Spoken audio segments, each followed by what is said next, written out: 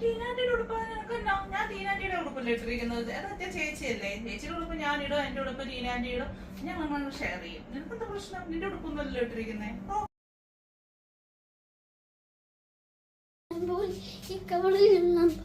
അമ്മ ആദ്യം ഇങ്ങനെയല്ലായിരുന്നല്ലോ hair style ചെയ്തുകൊണ്ടിരുന്നേ, വേറെ ഹെയർ സ്റ്റൈൽ അല്ലായിരുന്നു. ഇപ്പൊ എന്ത് പറ്റി വേറെ ഹെയർ സ്റ്റൈൽ ചെയ്യാൻ?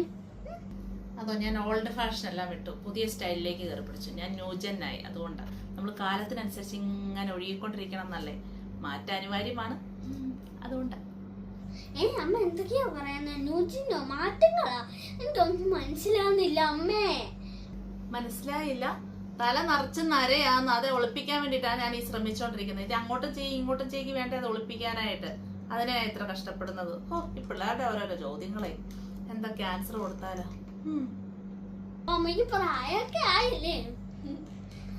പ്രായമായതുകൊണ്ടല്ല, അത് പാരമ്പര്യമാ. എന്റെ മമ്മിയുടെ മുടി പെട്ടെന്ന് നരച്ചായിരുന്നേ, ആ പാരമ്പര്യം എനിക്ക് കിട്ടിയിരിക്കുന്നേ. കൊച്ചി സന്തോഷിക്കണ്ട, കൊച്ചിന്റെ മുടി നരയ്ക്കും. എന്റെ പാരമ്പര്യമാണല്ലോ കൊച്ചിന് കിട്ടുന്നേ. Best of luck. എനിക്ക് അമ്മേന്റെ പാരമ്പര്യം വേണ്ടേ, എനിക്ക് അപ്പേന്റെ പാരമ്പര്യം മതിയേ.